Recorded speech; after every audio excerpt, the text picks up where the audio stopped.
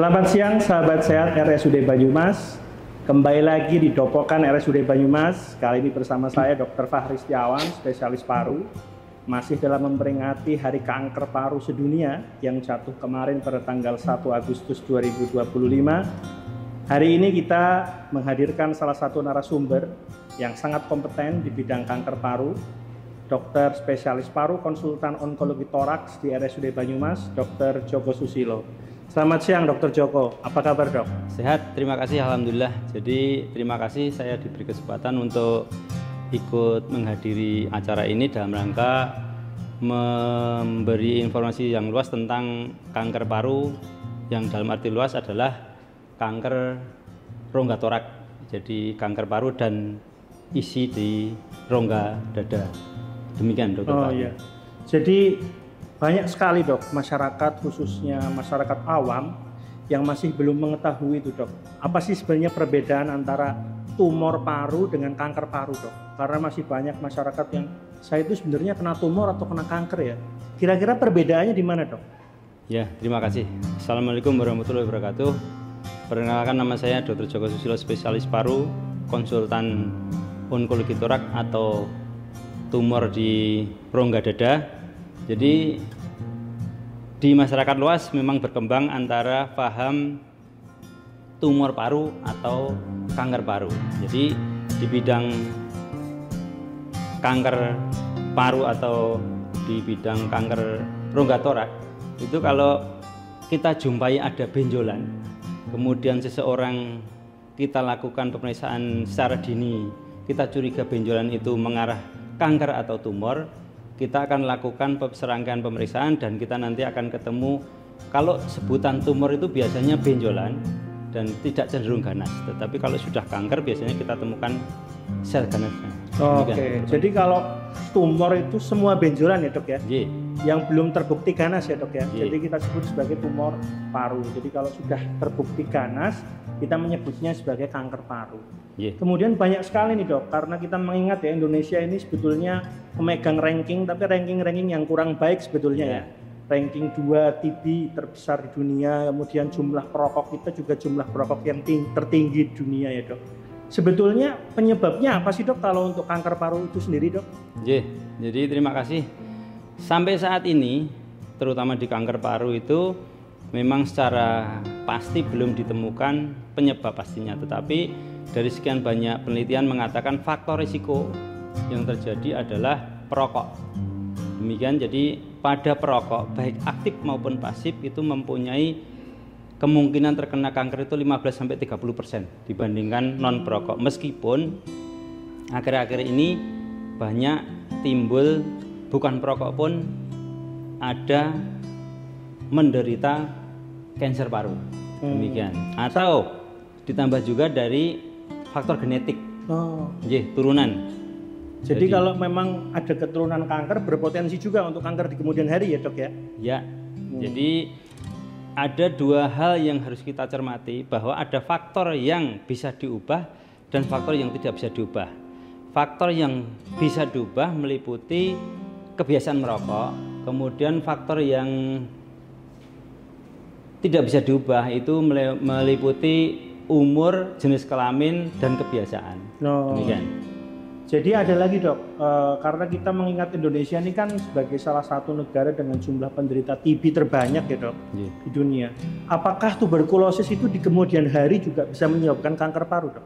Nah ini yang perlu kita cermati. Jadi harusnya di sekarang ini ada ketentuan begini, begitu seseorang kita curigai kemungkinan tumornya gede, harus kita bedakan antara faktor berisiko dan tidak berisiko. Memang karena kita daerah endemi TB ya, jadi harus waspada. Sebaiknya orang-orang dengan TB atau orang-orang yang mengalami keluhan baik itu di dalam paru maupun di luar paru, misalnya kalau keluhan di paru, batuk, sesak napas, batuk darah, nyeri dada, atau di luar paru, misalnya mukanya mulai sembab, lehernya mulai membesar, ada gambaran biru di rongga dada, atau oleh karena penyebarannya, misalnya anemis, kemudian kelihatan mulai pucat gitu itu, atau seseorang yang merasa nyeri pinggang nggak hilang-hilang, atau sakit kepala berkelanjutan. Jadi kita harus waspada dulu itu, kita curiga itu. Tetapi dalam hal tuberkulosis tadi itu seringkali kita harus waspada. Hati-hati orang yang dicurigai tuberkulosis diobati 2 minggu tidak membaik, kita harus berpikir bahwa itu kemungkinan besar tumor paru, atau ditambah dengan usia di atas 50 tahun. Tapi masih mungkin ya dok ya, artinya di dalam satu tubuh manusia itu ada 2 penyakit yang bersamaan gitu loh. Misalkan TB paru dengan kanker paru, berarti masih kemungkinan ada itu ya dok? Masih ada pasien saya yang sudah terbukti tes cepat molekuler untuk kuman TBC positif, tetapi benjolan itu kita telaah lebih lanjut, keluar sel tumornya. Jadi dalam satu orang itu ada 2 penyakit, ada begitu juga. Atau orang yang post TB atau diobati TB tetapi kemudian menunjukkan gejala kanker juga ada.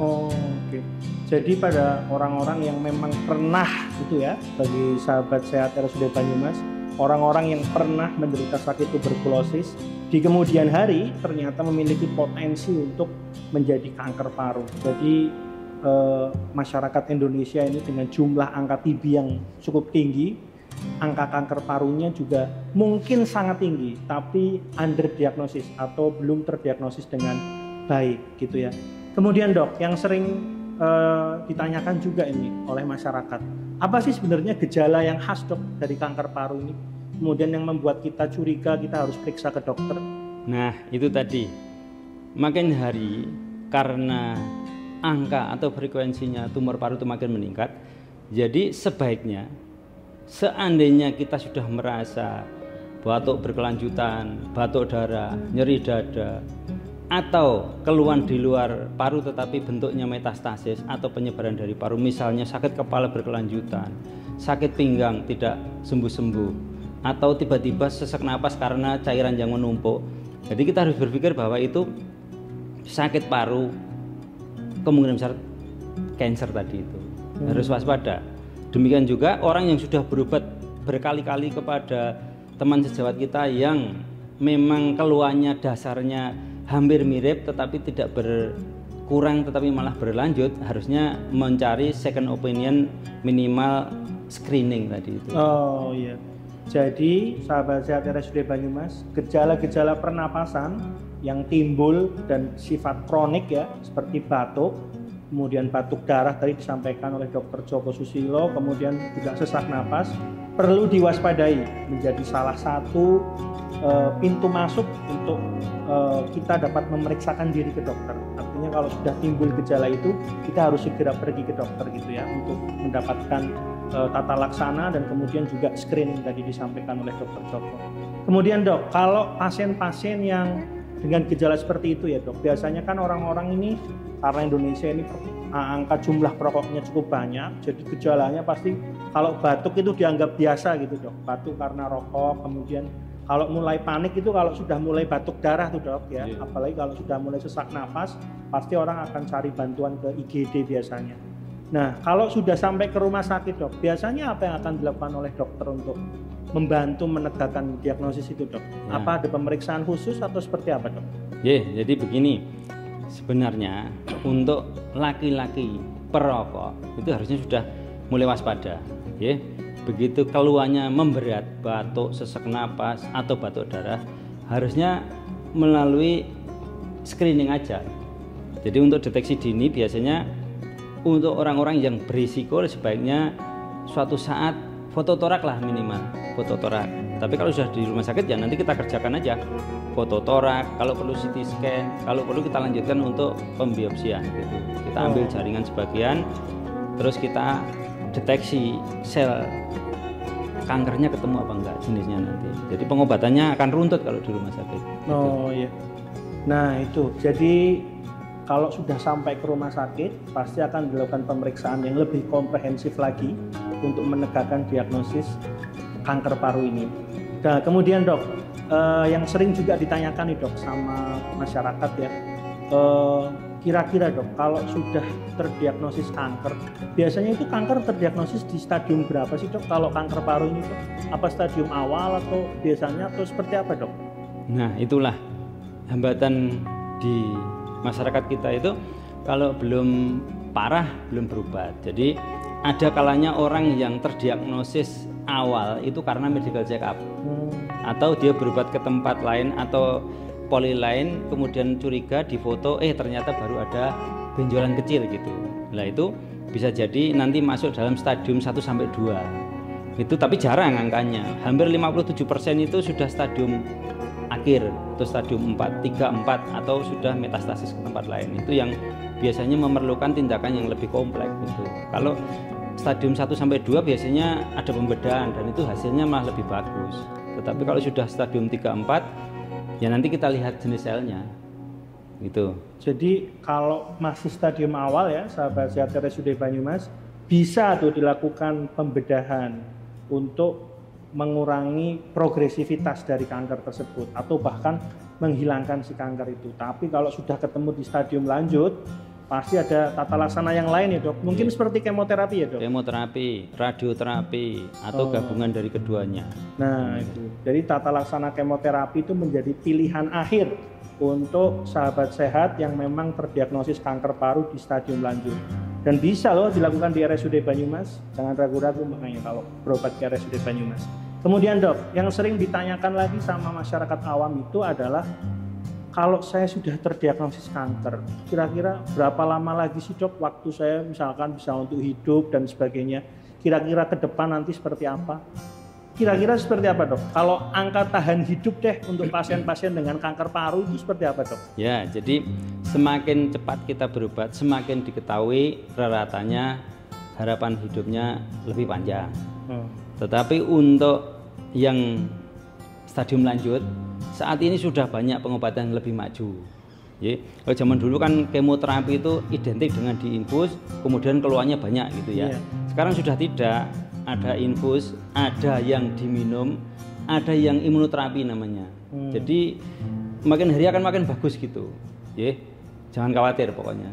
Kalau kita obati dengan benar ya angka harapan hidupnya dalam tanda kutip bisa diperpanjang gitu.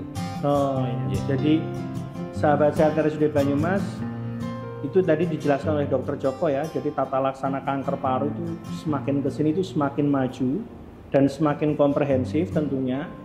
Obat-obatan yang digunakan itu tidak hanya kemoterapi yang diinfus, tapi sekarang sudah ada yang diminum ya dok ya? Sudah ada yang diminum, dan itu membuat angka harapan hidup yang lebih panjang. Jadi ada harapan baru untuk pasien-pasien dengan kanker paru. Nah, pertanyaan yang cukup menggelitik dok sebetulnya. Kan tadi dokter mengatakan bahwa sebagian besar pasien kanker paru adalah perokok ya dok ya. Tapi ada juga dok beberapa pasien kanker paru yang di usia muda gitu dok.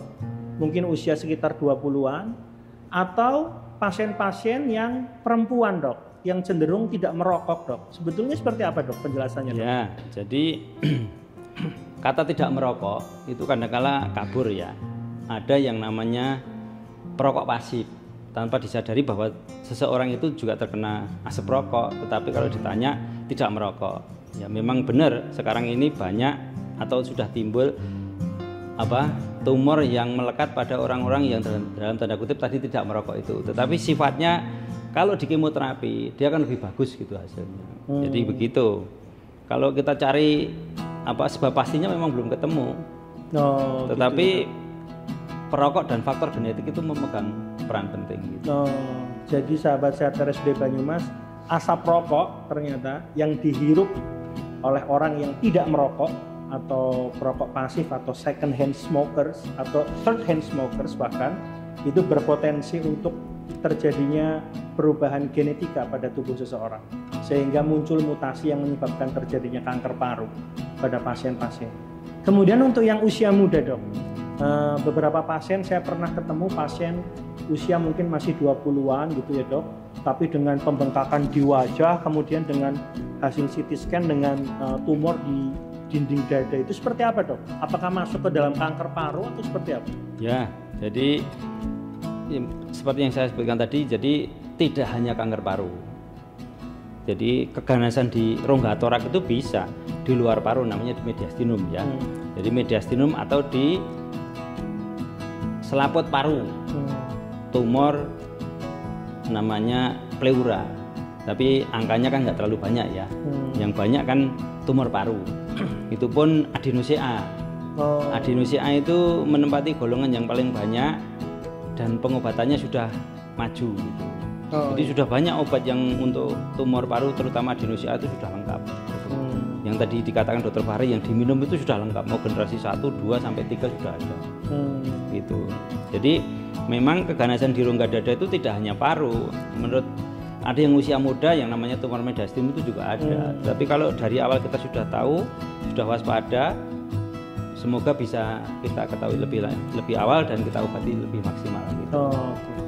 Jadi tadi ya sahabat sehat RSUD Banyumas, penyebab utamanya adalah merokok. Tapi kita tidak menutup kemungkinan yang lain seperti genetika, kemudian polusi udara mungkin polusi udara. Kita tahu ya kualitas udara Indonesia itu sangat-sangat jelek sekali.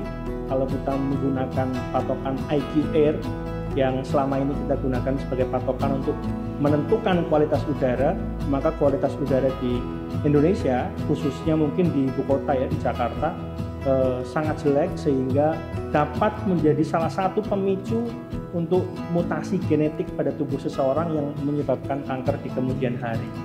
Oke, pertanyaan terakhir dok di kesempatan ini, apa hal-hal yang bisa digunakan untuk mencegah mungkin ya kalau memang itu ada faktor resiko tadi dokter sampaikan yang bisa dimodifikasi dan tidak bisa dimodifikasi. Untuk yang bisa dimodifikasi dok, apa hal-hal pencegahan yang bisa kita lakukan? Ya, jadi seperti kita ketahui bersama bahwa tren merokok itu makin hari makin meningkat ya. Angka merokok semakin awal gitu ya, anak SMP bahkan anak SD sudah mulai merokok. Jadi hal yang bisa kita intervensi ya kebiasaan merokok tadi itu. Jangan salah, merokok vape itu sama dengan merokok biasa. Angka kesakitannya nanti juga sama. Harus kita ketahui bersama bahwa pada dasarnya manusia itu sehat semua pada saat lahir. Kemudian karena oleh suatu sebab contohnya merokok sehingga terjadi apa yang tadi dikatakan mutasi genetik itu. Hal yang dikerjakan tiap hari dalam waktu bertahun-tahun akhirnya akan merusak susunan genetik yang benar gitu ya. Dan itu tidak hanya merokok, makan minum juga sama gitu. Jadi hal yang paling masuk akal adalah berusaha hidup sehat mulai dari awal untuk mencegah terjadinya kemungkinan terjadi kanker, baik kanker yang lain atau terutama kanker paru. Demikian juga kalau dalam alur genetik atau turunan yang bersangkutan itu sudah pernah kena cancer, tidak harus cancer paru, jadi harus tetap waspada. Demikian. Iya. Jadi sahabat sehat RSUD Banyumas, tadi telah disampaikan oleh Dr. Joko, perubahan perilaku ya, terutama merokok menjadi faktor kunci untuk mengurangi angka kejadian kanker paru. Selain itu juga mungkin penggunaan masker ya dok, kalau polusi udara yang cukup signifikan bisa menurunkan angka kejadian kanker paru. Jadi itu upaya-upaya pencegahan yang bisa kita lakukan untuk menurunkan angka kejadian kanker paru. Terima kasih Dr. Joko atas kehadirannya di topokan kita pada siang hari ini dok. Semoga pasien-pasien kanker paru yang berobat di RSUD Banyumas dapat terlayani dengan paripurna, karena sekarang RSUD Banyumas sudah memiliki layanan untuk kemoterapi kanker paru dan dilakukan langsung oleh Dr. Joko Susilo. Terima kasih sahabat sehat RSUD Banyumas, sampai ketemu lagi di topokan selanjutnya. Wassalamualaikum warahmatullahi wabarakatuh.